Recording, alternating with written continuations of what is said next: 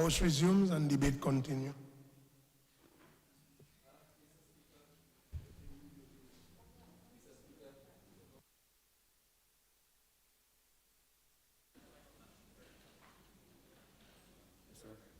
Mr. Speaker, I rise to wind up the debate on this measure before this honorable House, Mr. Speaker.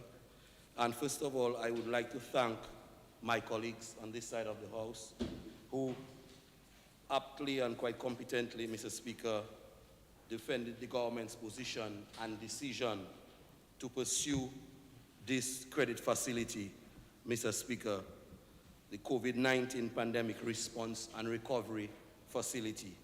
And Mr. Speaker, in my opening statement, Mr. Speaker, I went through the terms and conditions under which the loan was being contracted. And Mr. Speaker, that is the best you can get anywhere right now, not only in the Caribbean, but in the world, Mr. Speaker. 3/4 of 1%. Commitment charge of 0.5% per annum, Mr. Speaker. 60 semi-annual installments, and the grace period, Mr. Speaker, the grace period is 10 years. You have grace period on those repayments before they even start. So when I listen to the members of the opposition speaking about, willy-nilly and accountability and all of those terms that they use, it really baffles me, Mr. Speaker. It's baffling because I like to follow history.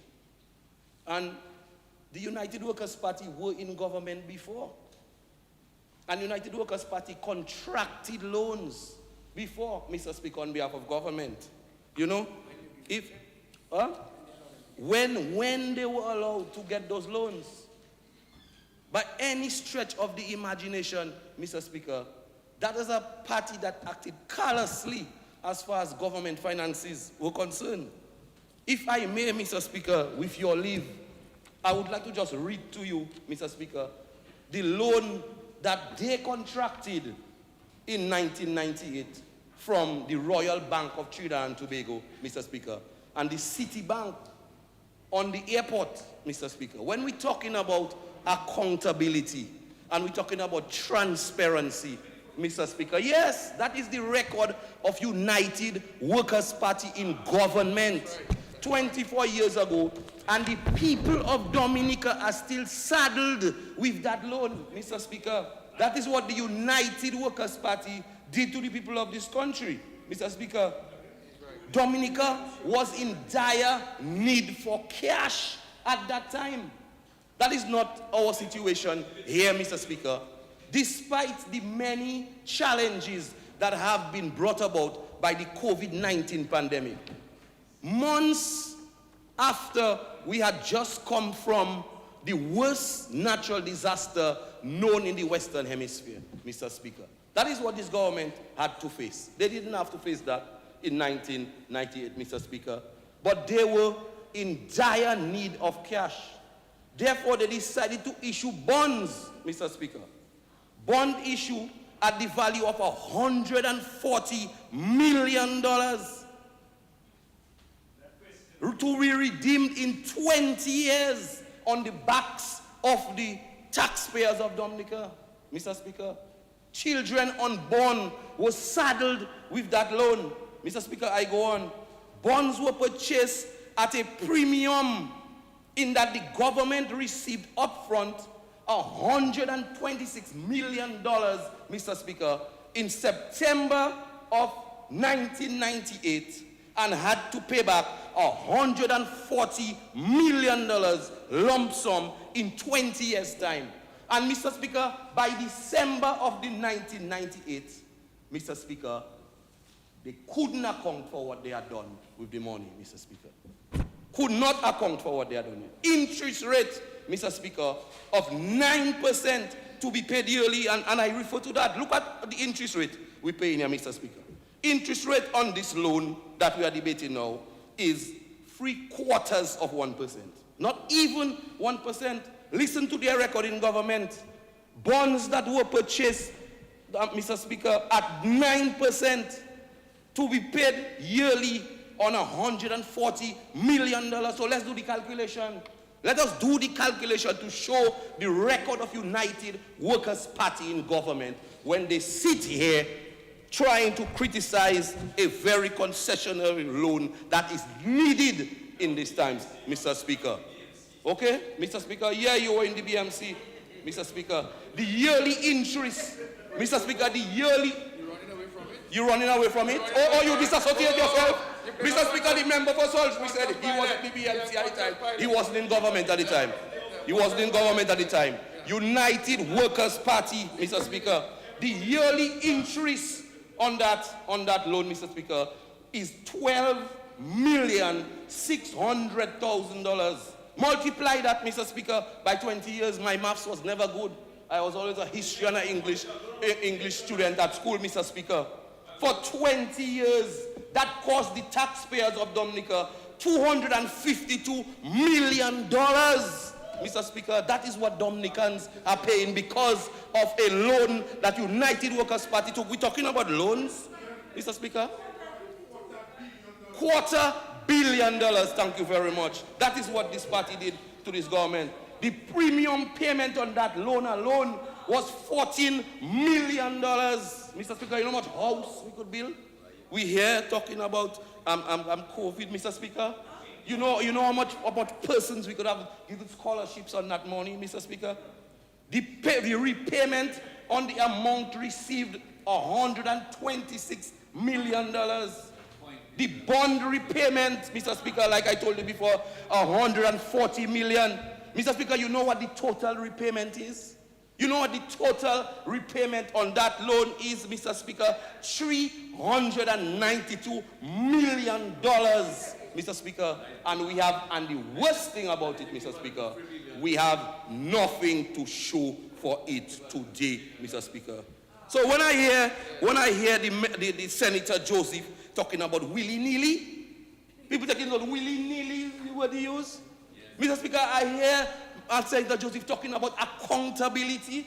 Mr. Speaker, the Prime Minister made a statement on Domlec, Mr. Speaker, this morning. Mr. Speaker, Domlec was sold before the United Workers' Party came here and announced to the nation that they had sold the company, you know, Mr. Speaker. You're talking about accountability, Mr. Speaker. Accountability, we're talking about, Mr. Speaker. You said you were not there, so keep quiet. You said it's not you. You wash your hand like Pilate. You wash your hand. You disassociate yourself with what your party did to the country. So keep quiet. Keep quiet, Mr. Speaker. Keep quiet, Mr. Speaker. That is the record of the United Workers' Party in government, Mr. Speaker. And my comrade, the Honorable Minister for Health, told you, Mr. Speaker, the amount of money we had to spend. Mr. Speaker, from day one, this government under the Prime Minister came to the public and we had a COVID-19 symposium at the Goodwill Parish Hall because we recognized the threat to our country, both economically and socially, and the threat to human life. So we brought the country together, Mr. Speaker. Opposition on this side of yours, government, all the private sector, all interest groups, we brought them together to dialogue as to what plan we could put in place to fight this oncoming storm that we had to face called the COVID-19, Mr. Speaker. Symposium at the Goodwill Parish Hall. And we heard the pronouncements. We heard the pronouncements of the leader of the opposition. The leader of the opposition cried doom and gloom before the pandemic even hit, Mr. Speaker. But we remained calm, collective, Mr. Speaker, with a calm head and focus because we had gone through challenges before. And the Bible says, if God before you, no man can be against you, Mr. Speaker. That is what the Bible says, and that is what we believe in. And that is what we practice, Mr. Speaker. And that is what we practice. They're talking about we ridiculing you. We're not ridiculing you. By your record, you have ridiculed yourselves. We are spending wisely for the people of Dominica. Mr. Speaker, I have always learned, Mr. Speaker, that wanton waste brings woeful want, Mr. Speaker. And that categorizes the United Workers' Party, Mr. Speaker. That category, and that is why we are prudent, you know. That is why we are prudent and we are slow to spend the people's money because we know, Mr. Speaker, and that's why we created later down in the debate, we'll come with another facility that we are creating, Mr. Speaker, so we can put something aside for wet days. Because this is what this government is about, the prudent management of state finances, Mr. Speaker. That is what we have always been about, Mr. Speaker. And look at it. What is brilliant is that we have not sacrificed not one social program to contract this loan, Mr. Speaker. Not one social program. So the Yes We Care is still on, Mr. Speaker. The 70 and over non-pension grant is still on. Everybody employed under the NEP is still at work. Not one public servant has been sent home, Mr. Speaker. That is prudent management of government finance. And that is why the international financial institutions have confidence in us, Mr. Speaker, because we have not missed any of our commitments in spite of our challenges.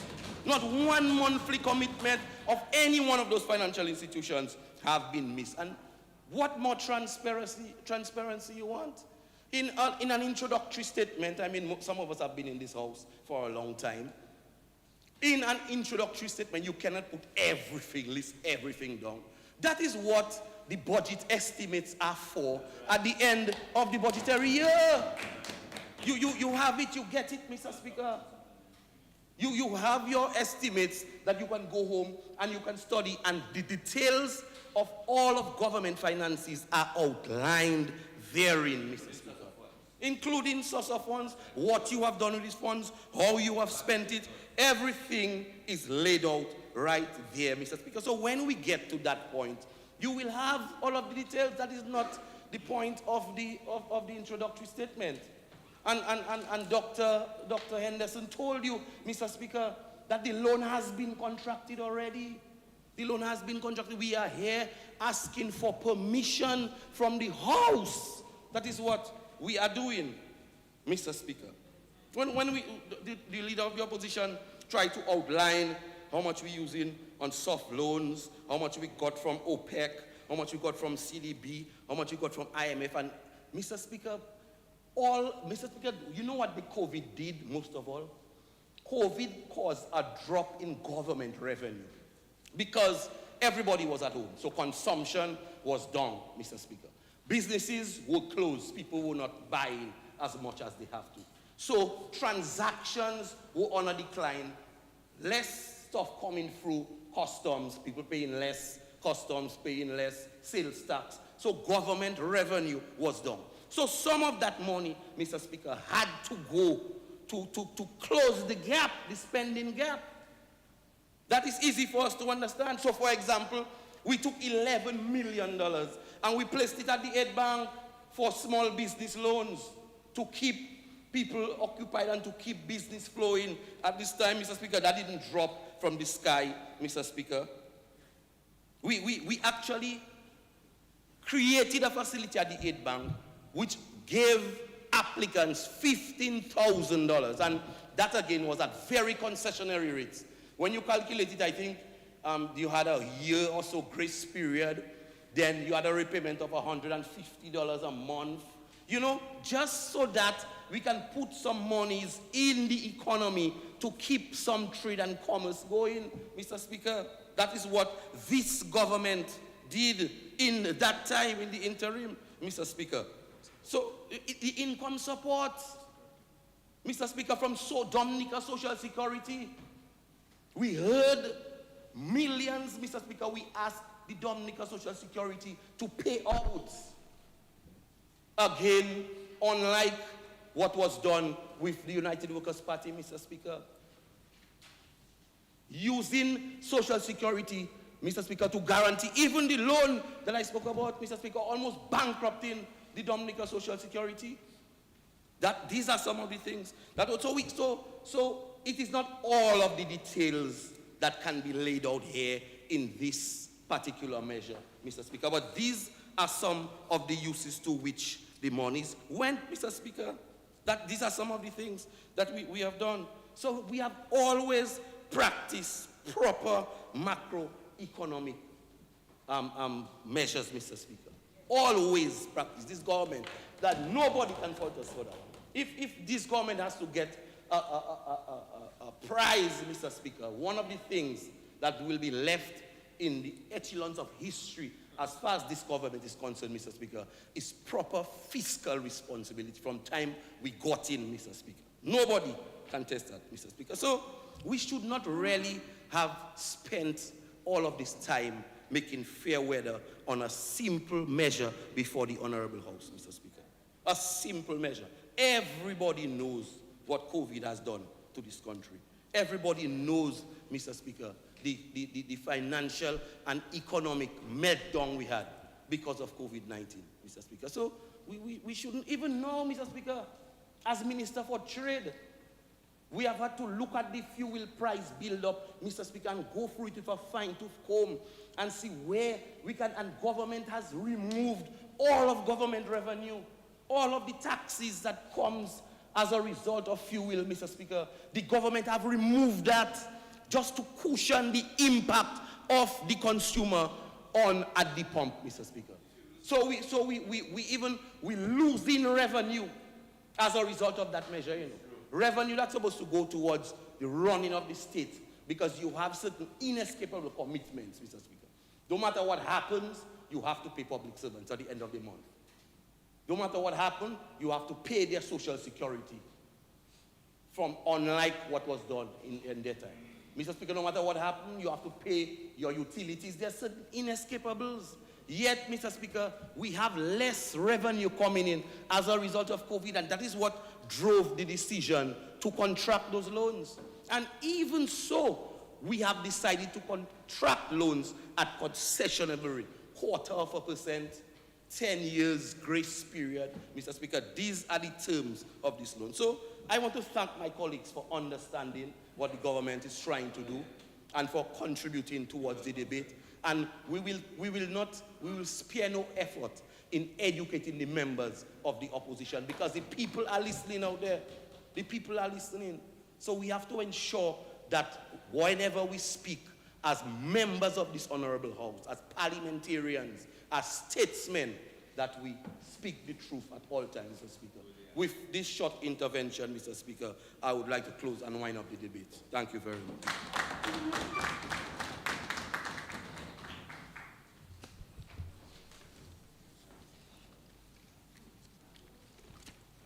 This concludes the debate on the motion. This debate was very interesting.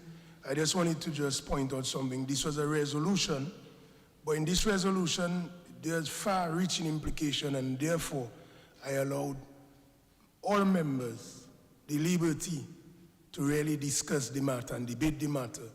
And I'm saying that because it reads, to support Dominica in its COVID-19 pandemic response and recovery by 1, saving lives, protecting livelihoods, and preserving jobs. That's 1. So right there and then, it's almost like a budget debate. You have a lot of liberty. Then number 2, strengthening fiscal policies, public financial management, debt transparency, for a climate resilient recovery. Again, because we are the strengthening of fiscal policy, again, you could see members could really debate with breadth and also touch on major issues that would have impacted government policy. And therefore, as I said, this concludes the debate on the motion, and I will now put the question. Be it resolved that in accordance with section 3.1 of the Loans Act, Chapter 6405, as amended, this Honorable House authorizes the Minister for Finance to borrow by means of credit a sum not exceeding 30 million United States dollars, equivalent to 81 million Eastern Caribbean dollars, and with the conditions of interest rate 0.75% per annum, plus a basis adjustment to the service charge. Commitment charge, that is half of 1% per annum, and the repayment is 60 semi-annual installments commencing November 15, 2032.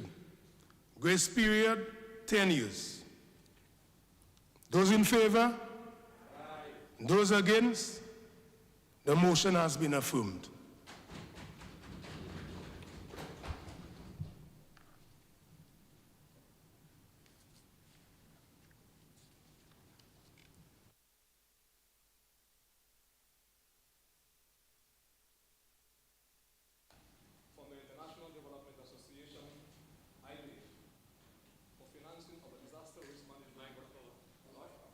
You might.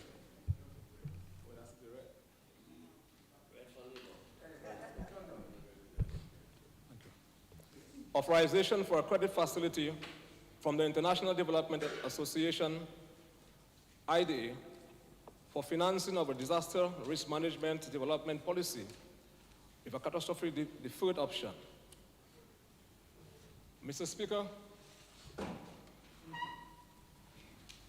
by virtue of Section 3 of the Loans Act, Chapter 6405, as amended, the House of Assembly may by resolution duly pass authorize the minister responsible for finance to borrow money from approved sources or guarantee loans to statutory boards or public corporation for the purpose of financing general development purposes in any foreign currency or currencies. Whereas, Mr. Speaker, government intends to enter into an agreement with the International Development Association for a loan to finance disaster risk management policy with a catastrophe deferred option in the amounts of $20 million US, equivalent to 54 million Eastern Caribbean currency, to support the government in A, strengthening of its legal institutional framework, to increase climate and disaster resilience in priority